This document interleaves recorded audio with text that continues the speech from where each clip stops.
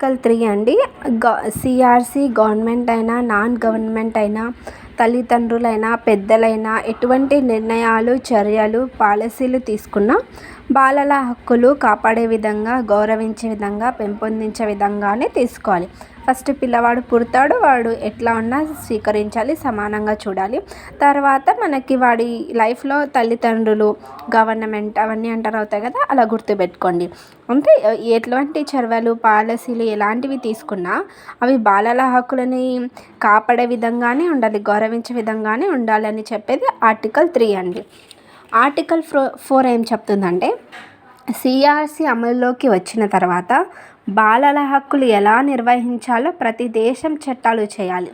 అంతే కదండి. సిఆర్సి అమలులోకి వచ్చిన తర్వాత బాలల హక్కులు ఎలా నిర్వహించాలో ప్రతి దేశం ఆర్టికల్ 4 ప్రకారం ప్రతి దేశం చట్టాలు చేయాలి. ఆర్టికల్ 5 వచ్చేసి ప్రతి ఒక్కరు బాలల హక్కులని గౌరవించాలి. ప్రతి ఒక్కరూ బాలల హక్కులని గౌరవించాలి. 1 to 5 ఒకసారి బ్రీఫ్గా చెప్పుకుందాము. బాలలు అనంగా 0 నుంచి 18 సంవత్సరాల లోపు వారు అని. ఆర్టికల్ 2 ప్రకారం బాలల హక్కులు అందరికీ సమానంగా వర్తిస్తాయి.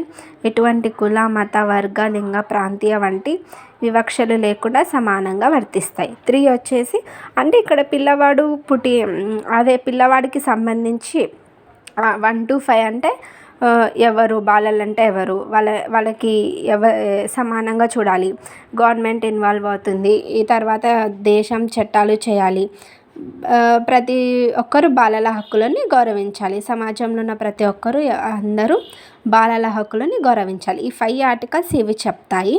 నెక్స్ట్ ఆర్టికల్ 6 ఇంపార్టెంట్ అండి, చాలా ఇంపార్టెంట్. మనుగడ సాధించే హక్కు కింద వస్తుంది, బాగా గుర్తుపెట్టుకోండి. పిల్లలకు జీవించే హక్కు ఉందని చెప్తుంది. ఆర్టికల్ 6 ఏం చెప్తుందంటే, పిల్లలకు జీవించే హక్కు, రైట్ టు లీవ్ ఉందని చెప్తుందన్నమాట. అంటే స్వచ్ఛమైన గాలి, నీరు, పోషకాహారం, టీకాలు ఇవన్నీ వాడు పొందాలి. వాడు అవన్నీ తీసుకోవడం వాడి హక్కు అని చెప్తుంది ఆర్టికల్ 6.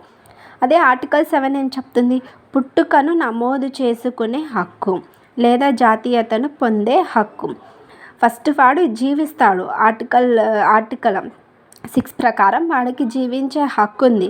ఆ జీవించేది ఎక్కడ, జాతీయతను పొందే హక్కు అంటే వాడు ఏ దేశంలో జీవిస్తున్నాడు, ఎక్కడ జీవిస్తున్నాడు అని తెలుసుకోవడం, అది వాడికి పొందే హక్కు. వాడికి ఈ నేషన్ అని వాడికి పొందే హక్కు ఉంది, జాతీయతను పొందే హక్కు ఉందని తెలుపుతుంది. ఏది, ఆర్టికల్ 7. పుట్టుకను నమోదు చేసుకునే హక్కు లేదా జాతీయతను పొందే హక్కు. వాడు ఎక్కడ పుట్టాడు, డేట్ ఆఫ్ సర్టిఫికెట్ అవన్నీ పొందడం ఇది ఆర్టికల్ 7లో చెప్తుందండి. ఆర్టికల్ 8 ఫస్ట్ వాడు జీవిస్తాడు, ఆ జీవించేది నమోదు చేసుకోవాలి. తర్వాత నెక్స్ట్ ఎవరు వస్తారు, కుటుంబం కలిగి ఉండే హక్కు. వాడికి కుటుంబం కలిగి ఉండే హక్కు ఉందండి. కుటుంబంలో నుంచి వెళ్ళకుండా వాడికంటే ఒక కుటుంబం కలిగి ఉండే హక్కు ఆర్టికల్ 8 చెప్తుంది. అదే ఆర్టికల్ 9 ఏం చెప్తుంది, తల్లిదండ్రుల నుంచి విడిపోకుండా ఉండే హక్కు. కుటుంబంలో ఎవరుంటారు మనకి, తల్లిదండ్రులే కదా, వాళ్ళ నుంచి విడిపోకుండా వాడికి హక్కు ఉంది. వాళ్ళ తల్లిదండ్రుల నుంచి వెళ్ళకుండా ఎక్కడికి, వాళ్ళని తల్లిదండ్రులు వాడిని విడవకుండా, వీడు తల్లిదండ్రులను విడిపోకుండా ఉండే హక్కు వాడికి ఉంది ఆర్టికల్ 9 ప్రకారం. అదే ఆర్టికల్ 10 దేశ సరిహద్దులు దాటే హక్కు ఉంది. తల్లిదండ్రుల కోసం దేశ సరిహద్దులు దాటే హక్కు ఉంది. ఏమంటే ఇక్కడ తల్లిదండ్రులు ఇప్పుడు వాళ్ళది వేరే ప్లేస్, వేరే కంట్రీ ఉంటుంది, అమెరికా ఉంటుంది. కానీ వాళ్ళు ఇక్కడ వచ్చింటారు వాళ్ళ ఏదన్నా వర్క్ మీద. వాళ్ళు కొన్ని రోజులు, కొన్ని ఇయర్స్ ఇక్కడ స్టే చేసింటారు, కొన్ని ఇయర్స్ ఇక్కడ లైఫ్ స్పెండ్ చేసింటారు. తర్వాత మళ్ళీ ఇక్కడ పిల్లలు, పెళ్ళి అదంతా అయిన తర్వాత మళ్ళీ వాళ్ళు అమెరికాకి వెళ్ళాలనుకుంటారు. ఆ తల్లిదండ్రులతో పాటు వీడికి కూడా దేశ సరిహద్దులు దాటే హక్కు ఉంది. తల్లిదండ్రుల కోసం తల్లిదండ్రులతో పాటు దేశ సరిహద్దులు దాటే హక్కు వాడికి ఉంది. ఆర్టికల్ 11 ఒక దేశం నుంచి మరో దేశానికి పిల్లలను అక్రమ రవాణా చేయరాదు. అంతే కదండి. ఇక్కడ మెయిన్ బాగా గుర్తుపెట్టుకోండి. ఇక్కడ first right to leave article 6 నుంచి గుర్తుపెట్టుకోండి. వాడికి జీవించే హక్కు ఉంది. ఆ జీవించే హక్కు, వాడు ఎక్కడ పుట్టినాడు, వాడి జాతీయత అదంతా తెలుసుకునే హక్కు నెక్స్ట్ ఆర్టికల్ 7లో. తర్వాత వాడికంటూ ఒక కుటుంబం కలిగి ఉండే హక్కు ఆర్టికల్ 9. ఆ కుటుంబంలోని తల్లిదండ్రుల నుండి విడిపోకుండా ఉండే హక్కు 9, ఆర్టికల్ 9. ఆ తల్లిదండ్రులు వేరే దేశానికి వెళ్ళినా ఎక్కడికైనా వెళ్ళినా వాళ్ళతో పాటు దేశ సరిహద్దులు దాటే హక్కు ఉంది 10. తర్వాత ఒక దేశం నుంచి మరో దేశానికి, ఇప్పుడు దేశాలు దాటుతున్నప్పుడు అక్రమ రవాణా చేయరాదు అని అట్లా గుర్తుపెట్టుకోండి. ఆర్టికల్ 11 ప్రకారం ఒక దేశం నుంచి మరో దేశానికి పిల్లలను అక్రమ రవాణా చేయరాదు. ఆర్టికల్ 2 అండి, పిల్లవాడి వయసుకి తగ్గట్టుగా పరిపాలన న్యాయ అంశాలలో తమ అభిప్రాయాలను భావాలను వ్యక్తపరచుకునే హక్కు. ఇప్పుడు ఫర్ ఎగ్జాంపుల్ ఇది అలా చెప్పాను కదండి, ఫస్ట్ జీవించే హక్కు నమోదు చేసుకునేది ఇదంతా అయిపోయిన తర్వాత ఇక్కడ అక్రమ రవాణాలు జరుగుతున్నప్పుడు వాడు అది చూసి వాడి అభిప్రాయాలను భావాలను వ్యక్తపరచాలి. అదే ఇట్లా అక్రమాలు జరుగుతున్నాయి అని చెప్పేసి ఫ్రీగా మాట్లాడగలగాలి. అదే ఆర్టికల్ 12. అట్లా గుర్తుపెట్టుకోండి, సీక్వెన్స్గా గుర్తుపెట్టుకోండి, అంటే ఒక సీక్వెన్స్ లాగా అలా చెప్తున్నా, మీకు ఎలా గుర్తుంటే అలా గుర్తుపెట్టుకోండి. ఆర్టికల్ 12, పిల్లవాడి వయస్సుకు తగ్గట్టుగా పరిపాలన న్యాయ అంశాలలో, ఇక్కడ ఏమంటే పరిపాలన జరిగే విషయంలో న్యాయ అంశాలలో తమ అభిప్రాయాలను భావాలను వ్యక్తపరచుకునే హక్కు ఉంది ఆర్టికల్ 12 ప్రకారం. నెక్స్ట్ ఆర్టికల్ 13 అండి, వాక్ స్వాతంత్రం లేదా భావ ప్రకటన స్వేచ్ఛ. వాడికి వాక్ స్వాతంత్రం ఏ విషయమైనా సరే స్వేచ్ఛగా మాట్లాడే హక్కు ఉంది ఆర్టికల్ 13 ప్రకారం. ఆర్టికల్ 14 వచ్చేసి మత స్వేచ్ఛ, ఆలోచన స్వేచ్ఛ, విశ్వాసాల స్వేచ్ఛ. మత స్వేచ్ఛ, ఆలోచన స్వేచ్ఛ, విశ్వాసాల స్వేచ్ఛ. ఆర్టికల్ 15 వచ్చేసి సమావేశాలు, సంస్థలను, సంఘాలను స్వేచ్ఛగా అహింసగా ఏర్పాటు చేసుకోవచ్చు. ఆర్టికల్ 13 వచ్చేసి ఏదైనా సరే ఫ్రీగా మాట్లాడే స్వేచ్ఛ ఉందండి. ఆర్టికల్ 14 ఆ మాట్లాడే స్వేచ్ఛతో పాటు ఆర్టికల్ 14లో వాడి ఆలోచన స్వేచ్ఛగా చెప్పొచ్చు, నమ్మకాలు స్వేచ్ఛగా నమ్ముకోవచ్చు, మత స్వేచ్ఛ ఏ మతమైనా వాడు తీసుకోవచ్చు. తర్వాత సమావేశాలు, సంస్థలు, సంఘాలు వాడు స్వేచ్ఛగా ఏర్పాటు చేసుకోవచ్చు. అది కూడా ఎట్లా, హింసగా కాకుండా శాంతియుతంగా అలా ఉండే సంఘాలను, సంస్థలను వాడికి ఏర్పాటు చేసుకునే హక్కు ఉంటుంది ఆర్టికల్ 15 ప్రకారం. అదే ఆర్టికల్ 16, ఇప్పుడు ఈ సంస్థలు, ఈ సమావేశాలు అవేవి వద్దన్నప్పుడు ఏకాంతంగా ఉండే హక్కు కూడా ఉంటుంది. ఏకాంతంగా ఆలోచించవచ్చు, ఉండవచ్చు. అది ఏది ఆర్టికల్ 16. 15లోనేమో సమావేశాలు అవన్నీ చేసుకునే హక్కు ఉంది, అవి వద్దు నాకు అనుకుంటే ఏకాంతంగా లోన్లీగా ఉండే హక్కు కూడా వాడికి ఉంది ఆర్టికల్ 16 ప్రకారం.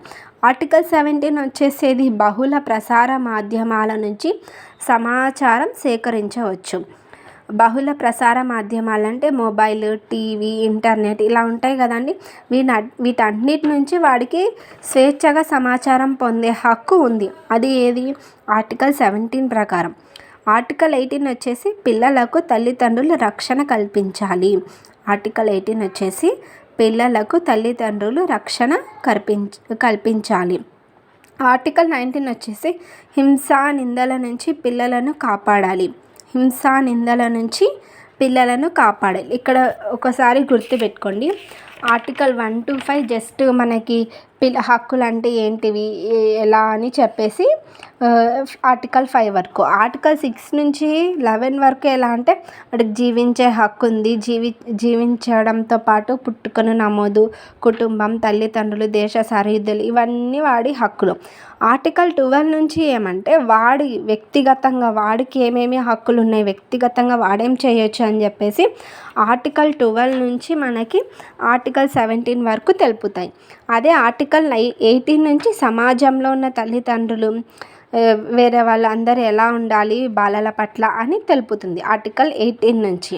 అలా కొంచెం డివైడ్ చేసుకొని గుర్తుపెట్టుకొని ఈజీగా గుర్తుంటుంది. ఆర్టికల్ 18 ప్రకారం పిల్లలకు తల్లిదండ్రులు రక్షణ కల్పించాలి. ఆర్టికల్ 19 వచ్చేసి హింసా నిందల నుంచి పిల్లలను కాపాడాలి. తల్లిదండ్రులు కోల్పోయిన పిల్లలకు ప్రత్యేక హక్కులు కల్పించాలి. ఆర్టికల్ 21 దత్తత సమయంలో ఆ పిల్లలకు ఎలాంటి హక్కులు ఉన్నాయో తెలుపుతుంది. అంతే కదండి, దత్తత తీసుకుంటారు కొంతమంది పిల్లలు. అలాంటి సమయంలో వారికి ప్రత్యేకంగా ఏ హక్కులు ఉన్నాయో అవి తెలపడం ఎన్నో ఆర్టికల్ అంటే ఆర్టికల్ 21 కింద. ఆర్టికల్ 22 శరణార్థుల పిల్లలకు ఉండే హక్కులు తెలిపేది. శరణార్థులు అంటే యుద్ధాలు చేస్తుంటారు కదండి, ఆర్మీ వాళ్ళు కానీ యుద్ధాలు చేసే వాళ్ళు ఎవరైనా సరే, వాళ్ళ అలాంటి పిల్లలకు, వాళ్ళు బార్డర్స్లో ఉంటారు, వీళ్ళు ఎక్కడ ఉంటారు పిల్లలు, ఫ్యామిలీ, అలాంటి పిల్లలకు ప్రత్యేక హక్కులు ఉంటాయి. ఆ హక్కులను గురించి తెలిపేది ఆర్టికల్ 22. ఆర్టికల్ 23 వచ్చేసి CWSN, children with special needs, వికలాంగులు ఉంటారు కదండి, వాళ్ళ కోసము ప్రత్యేక హక్కులు ఏవేవి ఉన్నాయో అవి కల్పించేది ఆర్టికల్ 23. ఆర్టికల్ 24 వచ్చేసి ఆరోగ్య హక్కు ఉంది. అంటే పిల్లవాడు తల్లి గర్భంలో ఉన్నప్పటి నుంచే తల్లి కూడా ఆరోగ్యంగా ఉండాలి, తల్లితో పాటు ఆ బిడ్డ కూడా ఆరోగ్యంగా ఉండాలని చెప్పేసే హక్కు ఆర్టికల్ 24. ఆర్టికల్ 25 వచ్చేసి శారీరకంగా మానసికంగా ఆరోగ్యాన్ని సమీక్షించే హక్కు. శారీరకంగా మానసికంగా ఆరోగ్యాన్ని సమీక్షించే హక్కు. ఆర్టికల్ 26 వచ్చేసి సమాజంలో పిల్లవాడికి భద్రత కల్పించాలి. ఆర్టికల్ 26 ఏం చెప్తుందంటే సమాజంలో పిల్లవాడికి భద్రత కల్పించాలి. అదే ఆర్టికల్ 27 ఏం చెప్తుందంటే జీవన ప్రమాణం పొందే హక్కు. అంటే జీవన ప్రమాణం అంటే ఇక్కడ ఫుడ్డు, వాటరు, షెల్టరు, క్లాత్ ఇవన్నీ అన్నమాట. ఆర్టికల్ 27 కింద వాడికి జీవన ప్రమాణం పొందే హక్కు ఉంది అని చెప్తుంది. ఆర్టికల్ 28 ఇంపార్టెంట్ అండి, బాగా చూసుకోండి. విద్యా హక్కు, రైట్ టు ఎడ్యుకేషన్, ఆర్టికల్ 28 చెప్తుంది అనమాట. అదే ఆర్టికల్ 29 వచ్చేసి విద్యా లక్ష్యాలు పేర్కొనే హక్కు. విద్యా లక్ష్యాలు పేర్కొనే హక్కు. ఆర్టికల్ 28 వచ్చేసి విద్యా హక్కు, రైట్ టు ఎడ్యుకేషన్. అదే ఆ విద్యా లక్ష్యాలు పేర్కొనే హక్కు ఏది? ఆర్టికల్ 29. ఆర్టికల్ 30 వచ్చేసి మైనారిటీ పిల్లల హక్కుల గురించి తెలుపుతుంది. మైనారిటీ పిల్లలు ఉంటారు కదండి, వాళ్ళకి ఏమేమి హక్కులు ఉన్నాయని తెలిపేది ఆర్టికల్ 30. అదే ఆర్టికల్ 31 వచ్చేసి విరామ సమయంలో పిల్లలు క్రీడలు, సాంస్కృతిక కార్యక్రమాల్లో పాల్గొనే హక్కు. ఇందాక చెప్పా కదండి అభివృద్ధి పొందే హక్కు కింద వస్తుంది అనేసి. అది ఆర్టికల్ 31 ప్రకారం. ఏ ఆర్టికల్ ప్రకారం అంటే 31 ప్రకారం విరామ సమయంలో, ఖాళీ సమయంలో పిల్లలు వాళ్ళకి గేమ్స్ కానీ కల్చరల్ యాక్టివిటీస్ ఏవైనా సరే వాళ్ళకి పాల్గొనే హక్కు ఉంది, ఓన్లీ ఎడ్యుకేషనే కాదు అని. ఆర్టికల్ 32 పిల్లల ఆర్థిక దోపిడీ నుంచి కాపాడాలి. పిల్లలను ఆర్థిక దోపిడీ నుంచి కాపాడాలనే హక్కు తెలిపేది ఆర్టికల్ 32. ఆర్టికల్ 33 వచ్చేసి డ్రగ్స్ నుంచి కాపాడాలి, రక్షణ పొందే హక్కు. ఇక్కడ 32 నుంచి మళ్ళీ ఒకసారి డివైడ్ చేసి గుర్తుపెట్టుకోండి. ఫస్ట్ ఆర్థిక దోపిడీ, వాడి నుంచి డబ్బు ఆర్థిక పరంగా ఎటువంటివైనా సరే దోపిడీ చేయకూడదని చెప్పేది ఆర్టికల్ 32. నెక్స్ట్ 33లో డ్రగ్స్ నుంచి కాపాడాలి, రక్షణ పొందే హక్కు. ఆర్టికల్ 34 లైంగిక దోపిడీ నుంచి పిల్లల రక్షణ. ఇక్కడ ఒక సీక్వెన్స్ ప్రకారం గుర్తుపెట్టుకోండి. ఫస్ట్ ఒక మనిషికి ఆర్టికల్ 32 ఏజ్ వచ్చేసరికి వాడికి సరైన డబ్బు లేకపోవడం, వాడి దగ్గర ఉన్న డబ్బు ఎవరైనా తీసుకోవడం, అక్కడ ప్రాబ్లం స్టార్ట్ అవుతుంది. వాడికి డబ్బు లేకపోతే ఎలాంటి పనులు చేస్తాడు అనేసి ఇక్కడ జస్ట్ ఒక గుర్తులాగా గుర్తుపెట్టుకోండి. 32 ఏజ్ వచ్చేసరికి వాడికి డబ్బు లేకపోతే, ఆర్థిక దోపిడీ జరిగితే వాడికి డ్రగ్స్కి అలవాటు పడతాడు, అవి అంటే డ్రగ్స్ నుంచి కాపాడాలి. అది ఏది చెప్పేది? ఆర్టికల్ 33కి వచ్చేసరికి ఫస్ట్ 32లో వారికి ఆర్థిక దోపిడీ జరిగిందనుకోండి, అది correct settlement age, marriage age అన్నిటికీ అది కరెక్ట్ టైము. ఒక పర్సన్ మంచిగా ఎదగాలి, సెటిల్ అవుతున్నాడు అనే ఏజ్ 32 మామూలుగా. అక్కడ వాడికి ఆర్థిక దోపిడీ జరిగింది. అయితే ఆర్థిక దోపిడీ జరిగినందుకు 33 ఏజ్ వచ్చేసరికి డ్రగ్స్కి అలవాటు పడ్డాడు అని గుర్తుపెట్టుకోండి. అదే 34లో ఇంకా లైంగిక దోపిడీ, ఇలాంటి అన్ని చెడ్డ ఆలోచనలు అన్నీ వస్తున్నాయని గుర్తుపెట్టుకోండి.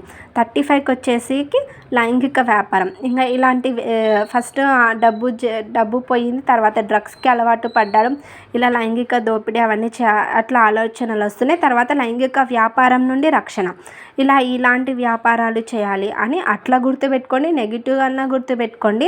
జస్ట్ నేను ఇలా నెగిటివిటీ ఎందుకంటే మీరు గుర్తుపెట్టుకోవడం కోసం చెప్తున్నా, ఒకసారి చూసుకోండి అంతే. లైంగిక వ్యాపారం నుండి రక్షణ, ఇంకా ఇవన్నీ చెడు దోపిడీలన్నీ జరిగిన తర్వాత ఆర్టికల్ 36 వచ్చేసి ఇంకా అన్ని రకాల దోపిడీలు వాడి దగ్గర ఫుడ్ ఫైనాన్షియల్గా అన్ని దోపిడీ జరిగిపోయినాయి అనేసి అట్లా గుర్తుపెట్టుకోండి. 32 ఏజ్ వచ్చేసరికి పిల్లల ఆర్థిక దోపిడీ నుంచి కాపాడాలి. ఆర్టికల్ 33 వచ్చేసి డ్రగ్స్ నుంచి కాపాడాలి, డ్రగ్స్ నుంచి రక్షణ పొందే హక్కు. 34 వచ్చేసి లైంగిక దోపిడీ నుంచి పిల్లల రక్షణ. 35 వచ్చేసి లైంగిక వ్యాపారం నుండి రక్షణ.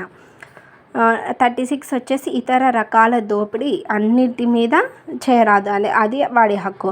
అంటే వెట్టి చాకిరీ ఇలాంటివి ఉంటాయి కదండి, ఇలాంటి దోపిడీలు అన్నిటి నుంచి వాడికి చేయరాదు అని చెప్పేసి ఆర్టికల్ 36. ఆర్టికల్ 37 పిల్లలు ఏదైనా తప్పు చేసినా కూడా కఠినంగా శిక్షించరాదు. ఇప్పుడు ఈ తప్పులన్నీ చేశాడు వాడు. 36 వరకు వాడు అన్ని దోపిడీలు చేశాడు. కానీ వాడు అన్ని దోపిడీలు అంత తప్పు చేసినా కూడా వాడికి కఠినంగా శిక్షించరాదు 37లో. అదే ఆర్టికల్ 38లో వచ్చేసి యుద్ధ సమయంలో పిల్లలపై ఎటువంటి చర్యలు తీసుకోరాదు.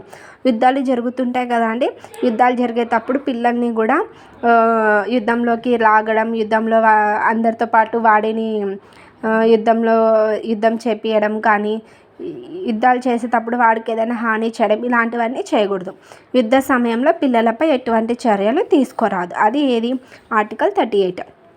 ఆర్టికల్ 39 వచ్చేసి పిల్లలు ఏదైనా తప్పు చేసినా వారి ఆత్మాభిమానం దెబ్బతినకుండా వారు ఎదగడానికి సహకారం అందించాలి. ఇప్పుడు ఇవన్నీ పనులు చేసిన తర్వాత వాడు ఏదైనా ఇన్ని తప్పులు చేశాక కూడా నువ్వు ఇట్లా ఎందుకు చేసినావు, అట్లా ఎందుకు చేసినావు అని చెప్పేసి అనకుండా, నువ్వు ఇలా వెళ్తే నీ జీవితం బాగుంటుంది, ఇట్లా చేస్తే బాగుంటుంది అని చెప్పేసి వాడు ఎదగడానికి సహకారం అందించాలి. నువ్వు ఇట్లా చేసినావు, ఇంకా ఇట్లే చేసినావు, నువ్వేమన్నా మంచివాడివా ఇట్లా అని మాట్లాడకుండా వాడికి ఎదగడానికి సహకారం అందించాలి. పిల్లలు ఏదైనా తప్పు చేసినా వారి ఆత్మాభిమానం దెబ్బతినకుండా వారు ఎదగడానికి సహకారం అందించాలి. ఆర్టికల్ 40 వచ్చేసి బాల నేరస్తులు లేదా ఖైదీలు ఉంటారు కదండి, ఆ పిల్లలకు కూడా అంటే వాళ్ళు నేరస్తులు అన్నారు, వాళ్ళు ఖైదీలు అని చెప్పేసి వాళ్ళని అట్లా నేరస్తుల్లాగానే చూడకుండా వాళ్ళకు కూడా ప్రత్యేక అవసరాలు కల్పించాలి. వాళ్ళకు కూడా ప్రత్యేక అవసరాలు ఉన్నాయని చెప్పే హక్కు ఆర్టికల్ 40. అంటే వారికి కూడా విద్య కల్పించాలి, వారు చేసిన తప్పులు తెలుసుకునే విధంగా చూడాలి, వాళ్ళు అన్ని మంచి పనుల్లో వాళ్ళని పార్టిసిపేట్ చేసేలా చూడాలి. ఇలా ఆర్టికల్ 40 ప్రకారం బాల నేరస్తులు వాళ్ళు ఉంటారు కదండి, వాళ్ళు కూడా విద్య పొందే హక్కు అవన్నీ ఉన్నాయని చెప్పేసేది ఆర్టికల్ 40. ఆర్టికల్ 41 లాస్ట్ ఆర్టికల్ అండి. మనకి 1వ భాగంలో ఉన్న ఈ ఆర్టికల్స్ అన్నీ 1 to 41 1వ భాగంలో, అంటే మొత్తం పిల్లల హక్కుల గురించి చెప్పేది. ఇవి మనకి ఇంపార్టెంట్. సిఆర్స్ని మార్చడానికి ఎవరికి హక్కు లేదు. ఇప్పుడు ఆర్టికల్ 1 ఎలా స్టార్ట్ అవుతుంది, ఫస్ట్ బాలలు అంటే ఎవరు, 0 నుంచి 18 years పిల్లలు అనేసి. ఇదంతా మనకి ఎవరు చేశారు, ఎందులో ఉన్నాయి, సిఆర్సీలో ఉన్నాయి కదా. లాస్ట్ ఆర్టికల్ 41 వచ్చేసి ఈ హక్కులు కానీ సిఆర్సీ చేసిన ఏవైనా సరే వాటిని మార్చడానికి ఎవరికి హక్కు లేదని తెలిపేది లాస్ట్ ఆర్టికల్ 41. ఇదండి. ఇప్పుడు భారత రాజ్యాంగంలో కూడా పిల్లలకంటూ కొన్ని హక్కులు ఉన్నాయి. అవి మూడవ భాగంలో ఉంటాయి, మనకు అంత అవసరం లేదు. ఇది టెట్ వరకు అంటే మీరు ఇక్కడ బాగా చూసుకోండి. ఆర్టికల్స్ మీకు మెయిన్గా 6 ఇలా right to leave, right to education, ఇవి మనకి నెక్స్ట్ వీడియోస్లో కూడా చెప్తా అండి. వీటి గురించి బాగా చూసుకోండి. ఒక్కసారి ఒక సీక్వెన్స్లా డివైడ్ చేసుకోండి. 1 to 5 ఏం చెప్తుంది, 6 to 11 ఒక విధంగా చెప్తుంది, 12 to 16 దాకా పిల్లవాడి గురించే, వాడికి ఏమేమి శిక్షలు ఉన్నాయి, ఇలా డివైడ్ చేసుకుంటూ చూసుకోండి. ఈజీగా ఉంటుంది మనకి. మెయిన్వన్నీ కొంచెం ఒకసారి ఆర్టికల్ 28 ఇవి చూసుకోండి, మెయిన్గా గుర్తుంటాయి బాగా. అంతే అండి. చైల్డ్ రైట్స్ యాక్ట్ మీరు ఇంతకు మించి ఎక్కువ ఏం చదవద్దు. ఇవి చూసుకుంటే చాలు, బిట్స్ కన్ఫామ్గా వస్తాయి. సిఆర్సీ ఎప్పుడు వచ్చింది, ఎప్పుడు అమలులోకి వచ్చింది, యుఎన్ఓ ఎప్పుడు ఆమోదించింది, మన భారతదేశం ఎప్పుడు సంతకం చేసింది, ఎన్ని దేశాలు ఉన్నాయి, 196, ఇలా గుర్తుపెట్టుకోండి చాలు. బాలల హక్కుల సంవత్సరంగా ఏ ఇయర్ని అంటారు? 1979. మెయిన్గా ఇది గుర్తుపెట్టుకోండి. 0 నుంచి 18 పిల్లలని బాలల హక్కుల ప్రకారం బాలలు అంటారని గుర్తుపెట్టుకోండి. ఇక్కడ ఇవన్నీ ఆర్టికల్స్ 1వ భాగంలో ఉన్న ఆర్టికల్స్ అన్నీ మనం చెప్పుకున్నామండి. ఇప్పుడు మొత్తం ఎన్ని ఆర్టికల్స్ ఉంటాయి? 3 భాగాలు, 54 ఆర్టికల్స్ ఉన్నాయి. మనకి మెయిన్ ఇంపార్టెంట్ టెట్కి కానీ డిఎస్సికి కానీ 1 to 41 ఆర్టికల్స్ మాత్రమే. ఇంక ఇవన్నీ అండి. ఎన్ని వర్గాలు అంటే 4 వర్గాలు. కొన్ని ఒక సెంటెన్స్ ఇచ్చి ఏ హక్కు కింద వస్తుంది అని కూడా అడుగుతారు, చూసుకోండి. కొంచెం బాగా గుర్తుపెట్టుకోండి. ఈ హక్కులన్నీ కొంచెం అనలైజ్ చేసుకొని ఆప్షన్స్ పెట్టండి. ఈ ఆర్టికల్స్ ఇంకా ఇవన్నీ ఒకసారి చెక్ చేసుకోండి. మీకు డిఎస్సికి యూస్ అవుతుంది, టెట్కి కూడా యూస్ అవుతుంది. ఇంతకు మించి ఎక్కువ మనకేం అడగడు. దీంతోపాటు నేను NCF 2005 కూడా చేశాను అండి. అది కూడా ఒకసారి కావాలంటే చూడండి. Thank you for watching.